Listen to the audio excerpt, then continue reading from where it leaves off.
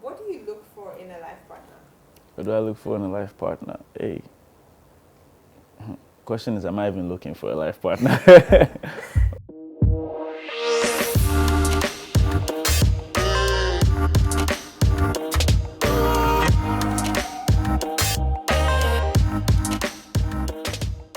My name is Kemi. My name is Julio. So my name is Alexi. My name is Ray Cooper.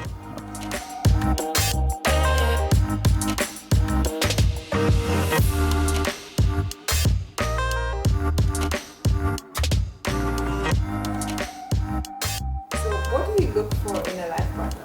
What do I look for in a life partner? Hey, question is, am I even looking for a life partner? But I think the most important thing I can't speak for all men, but I can say at least for myself. I look for looks. It's highly important because the children have to look, the children have to be fine. I'm not arranging it in order of importance, so I'm not saying looks are more important than what's coming after. But then there's also, she needs to have a good head on her shoulders in the sense that, when if she should get into a fix, how to manage resources, how to manage your time, stuff like that. I also look for values, of course, because, whoever you're going to spend the rest of your life with, the person needs to have at least close to the same worldview as yours. So values, a good head on the shoulders, looks. I like funny women. I like women who can actually make me laugh because I'm not a funny person. So somebody has to break the ice and make it a bit light, And I like adventurous women too, because it's going to be a long journey from now till, so you want somebody who can complement you in the sense that you can both try new things together. So yeah. And a family-oriented person as well. I feel like family is probably the most important thing, in life, even more than money. So yeah. First off, I look for somebody that has the same faith with me. That's very important. Secondly, I'm looking for somebody that actually matches my preferences. I have preferences that I look for in a person, which might not be the same with another person, because physical attraction is indeed very, very vital and important in a relationship and marriage. I look for a person that knows how to evolve, knows how to learn, unlearn, and relearn. Because one thing about life is that it's not straightforward. So we all have to adjust ourselves. So the kind of partner I'm looking for is a person that doesn't know how to stay stuck to one one tradition. Just somebody that knows how to change, evolve, grow. First, she's a Christian. And actually, I'm kind of like praying to God if He's going to prepare someone for me, then maybe I need it right now, Lord, like that. But and actually, I'm courting someone, and she's there, and yeah, like that. I don't want to talk too much. Not to sound cliche, but yeah. First thing first, you both have to have the same faith. You have to believe in God. And when it comes to faith too, we have different denominations and what they believe in. So we have to have a common faith. If I believe in tongues, I would want a man who believes in tongues. If I believe in tithing, a man who believes in tithing. I mean, that's the basic for me. Because I believe that, like the Bible says, that the man should love the wife as God, Christ loves the church. So if he knows God and he's a child of God, he will love me right. So it's basic for me before all the physical stuff come in, which is equally important. Yeah.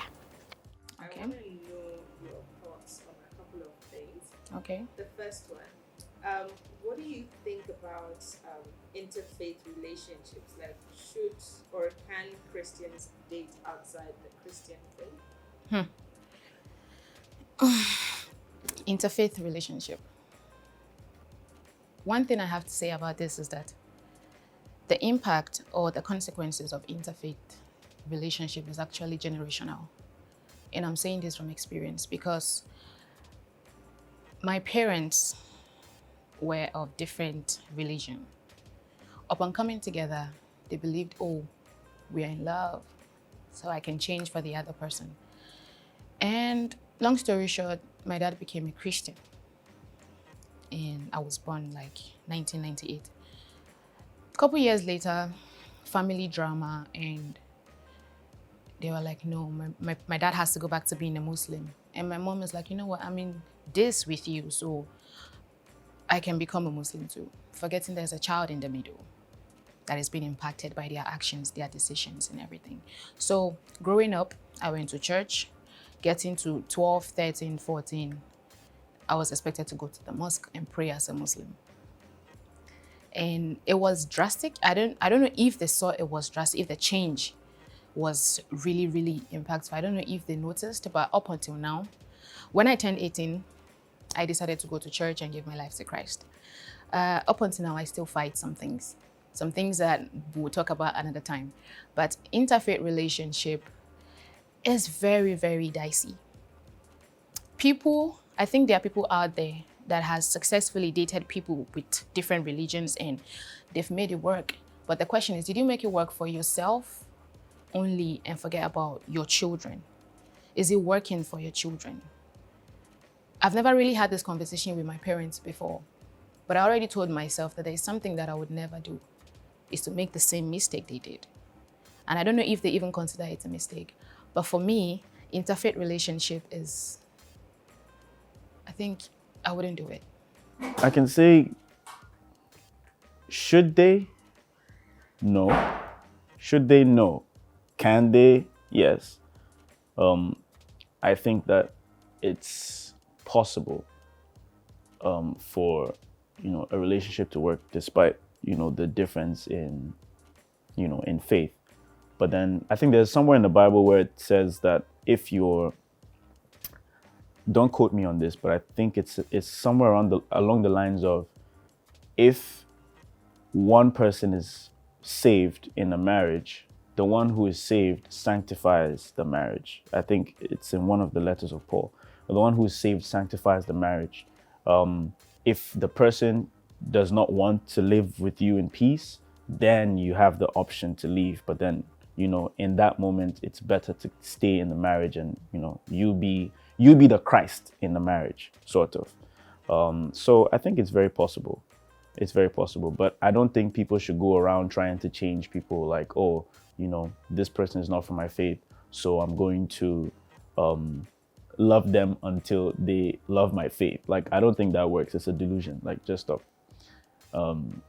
If there's an agreement, sure. If there's no agreement, then, move on. Actually, it depends on the situation right now, because in this era or in this generation, it is very common. It's very common, that Christians dating non-Christians, or other faith, something like that. But if we're going to base it on the Bible, in the 2 Corinthians, it says, "Do not yoke with the unbeliever." The Bible said like that. But as in my own perspective, or on my point of view, cannot. Cannot. Right. Once a Christian, you should always marry or date a Christian also. Personally, I don't think that is very advisable, but I've heard about some interfaith marriages that seem to work because there's a mutual understanding.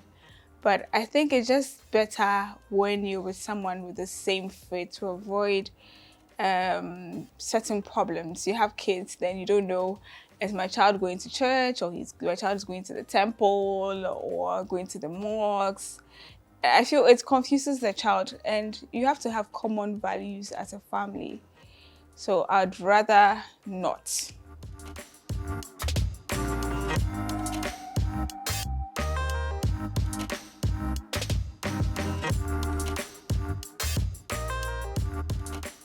Hi everyone, my name is Kemi.